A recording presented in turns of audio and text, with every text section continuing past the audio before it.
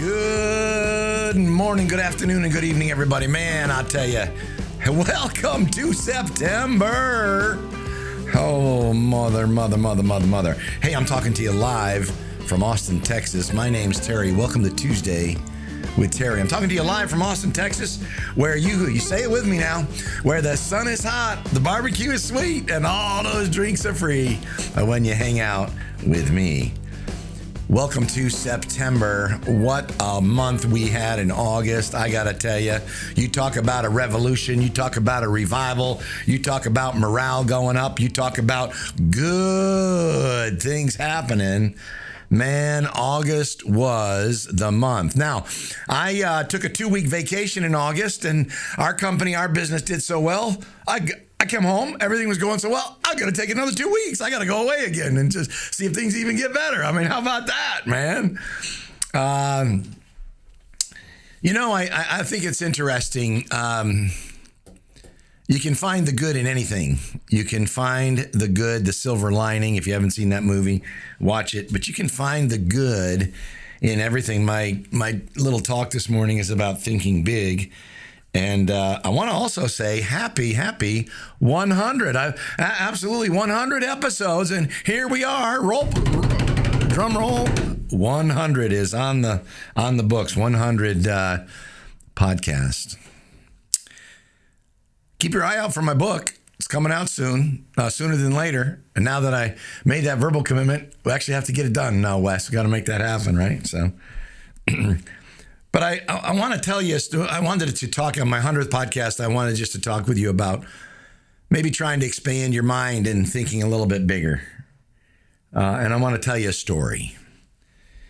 And the story is about a guy from Pennsylvania, a small town in Pennsylvania, that went away to school and started out as a school teacher and decided to move to New York City to double his income.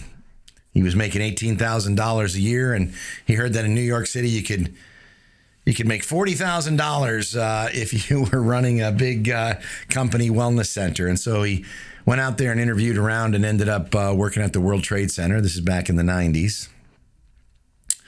Actually, truth is, it was back in the 80s, 1987 to be exact. And moved to New York City, and he got out there, interviewed with a bunch of different companies, and took a job at the World Trade Center, a company called Executive Fitness. And they said, we really want to hire you, but when we hire you, we want you, before we actually hire you, we want you to do an internship. That story's about me. I was married. I had two sons, and ended up, they said they wanted to hire me, but they wanted me to do an intern. They wanted me to do a 90-day intern and work for free. I didn't have a place to live. I moved in with my in-laws. I was sleeping on their couch, and I jumped on the train. I can remember this as good as yesterday. I didn't actually know how to get into New York City from New Jersey by train. Rode the train. Went to Hoboken from Jersey, exchanged onto the PATH trains, missed 2 PATH trains because there was so big a crowds and a rush to get in, and I was just not ready to fight that. I wasn't exactly sure. And anyway, found my way in the World Trade Center right there at the Executive Fitness.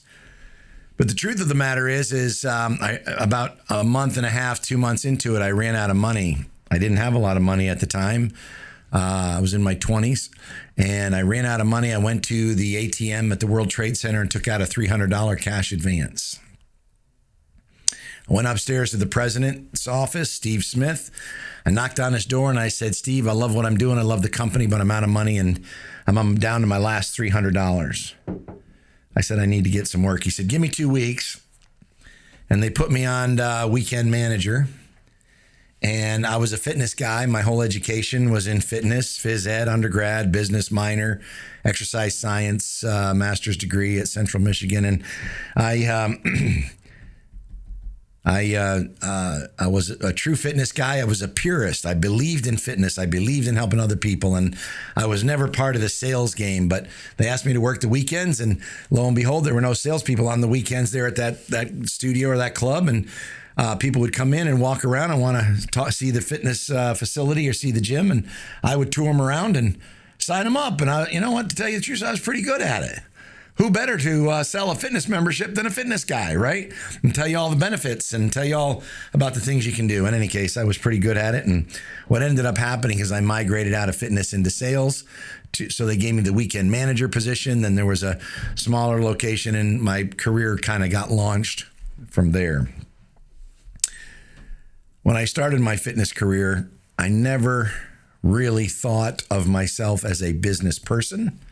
I never saw myself as a business person.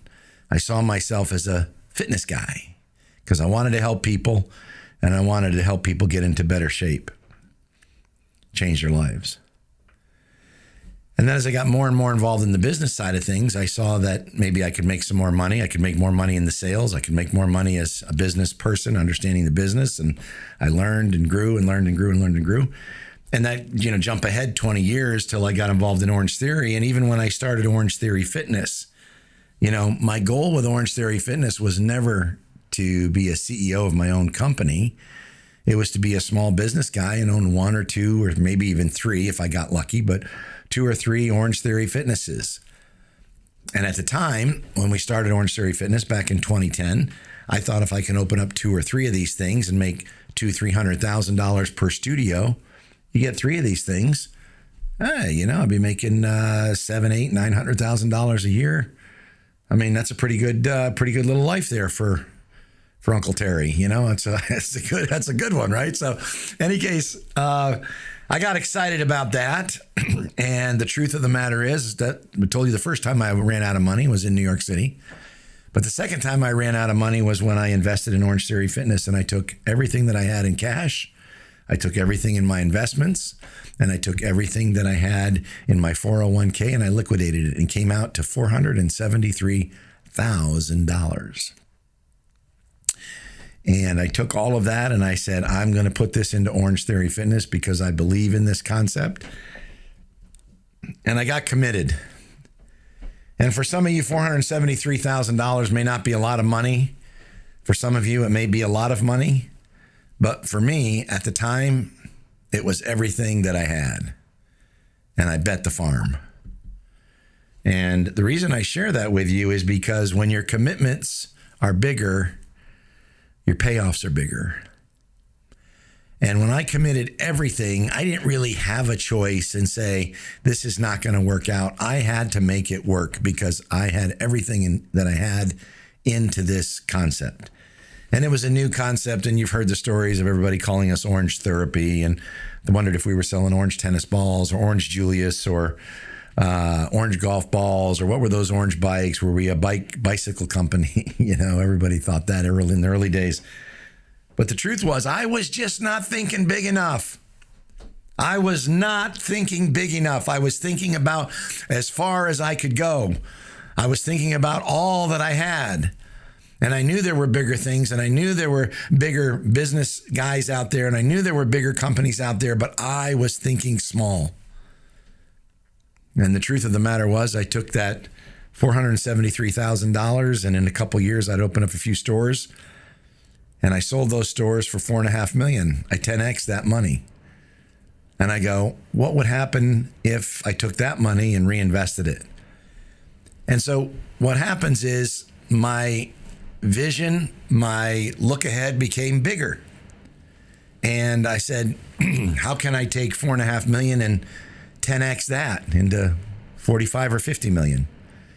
And I moved to Austin, Texas with a couple friends, Sherry McDonald, Troy Taylor, Aaron Kaiser, Josh Wisman. A number of people came with me from Tampa, and we tried to do the same thing all over again. And that was in 2014, and in 2018, just 4 short years later, we had a group come in and value our company at $54 million. And again, we had 10x'd what I had. And I was incredibly thankful, incredibly grateful for the opportunity. And then and even at that point, I wasn't thinking big enough. I was excited. I was excited about what was happening.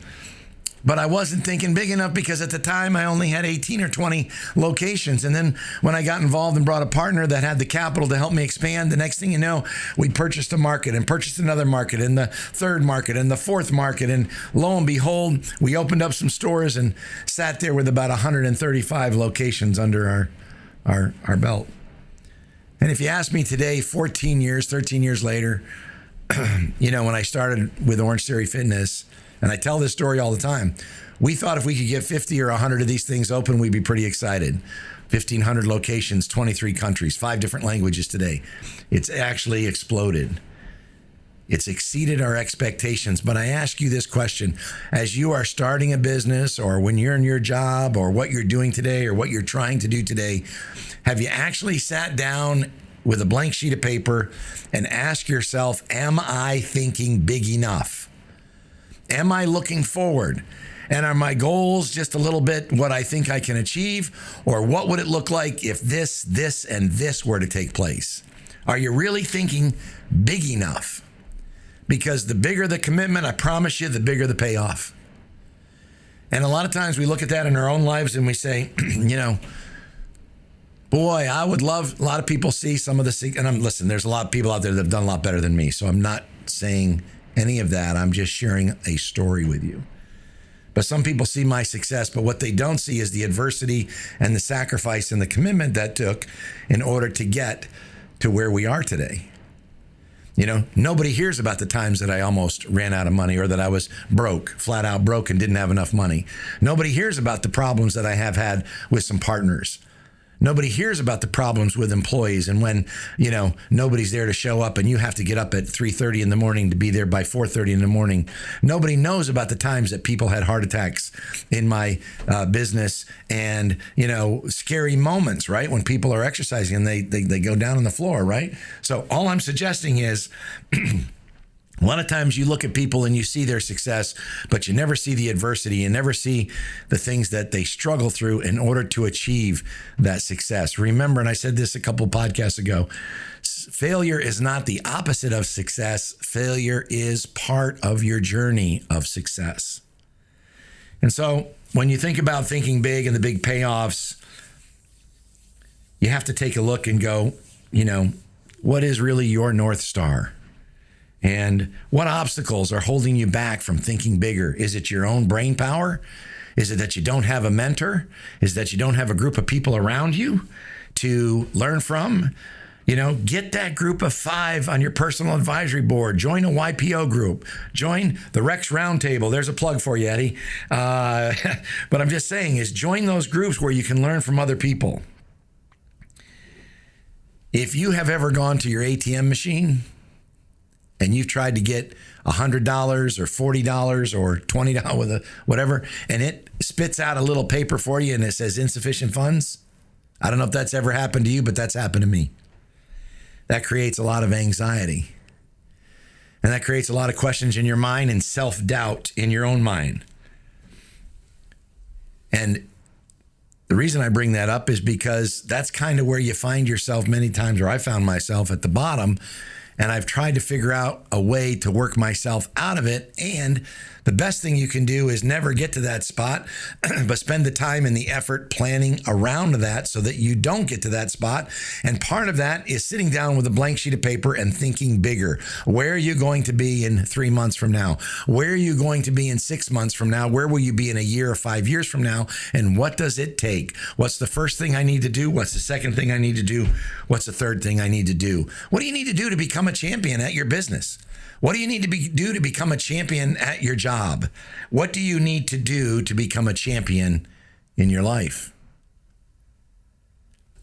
Well, I can tell you this, you're going to have to believe in yourself. You're going to have confidence in yourself. And maybe some of you have had some success, but you're at the point of saying, like I was before I moved to Austin, I said I had some success, but how do I multiply that? How do I duplicate that? How do I make that bigger, better, stronger, faster? Right? How do I do that? You got to sit down and take some time and put a plan together. And then you say to yourself, well, when's the right time to do that, Terry? You know, the interest rates are higher nowadays. I mean, I don't know if that's, you know, the kids are got to go back into school, and you hear me tell this merry-go-round of life story 4 podcasts ago, whatever it was. I'm just saying, we always start to make excuses whenever we get on the precipice of jumping off the cliff, of making the big move, of making the big transaction. We make the excuses for ourselves. Stop doing that. Get yourself a plan. All you got to do is say, what's the first thing? What's the second thing? What's the third thing? And what is it going to take? Is it going to take time? Is it going to take money? Is it going to take resources? Is it going to take marketing? And then you really have to ask yourself this question. I'm telling you this. If you're starting to think bigger, one of the biggest questions you're going to have to ask yourself is, what am I willing to sacrifice? I'm telling you, for me, I sacrificed everything. I sacrificed every bit of money that I had. I sacrificed my weekends. I sacrificed my time. Everything that I had, I was investing into being successful at that particular business, or at this business at Orange Theory Fitness. Are you willing to sacrifice to achieve your dreams? Anyway, whether your goals are big, they're little, they're small, they're medium, or they're huge, giant, colossal, whatever that is, don't ever give up on your dreams. Don't give up on your goals. Don't give up on thinking big, and expand that. If you think you can do it, push the limits a little bit. What would a stretch goal look like for yourself? Ask yourself those questions, and how can you stretch just a little bit? You've heard me say this before. You shoot for the moon, you land amongst the stars, right? Les Brown says this. It's not the problem. The problem is that our goals are too high and we don't achieve them. The problem is many times we set our goals too low because we don't believe in ourselves enough, and we actually do achieve them, but they're too low. You'll do more. You can achieve more. You can have bigger goals. You can have bigger accomplishments, but you got to decide. What do you want to do? You've got to decide. You've got to take time out, set some quiet time aside, put a little bit of plan together. And I'm just telling you, it's going to take some sacrifice. It's never a straight line to success. There's always a little bit of sacrifice. The bigger the commitment, the bigger the payoff. Sit down and put your plan together. Then put your stretch goals together. Put your think big 10X goals together. And then talk about what you have to do. Get a mentor group that you can work with. I'm telling you, I'm asking you, think big.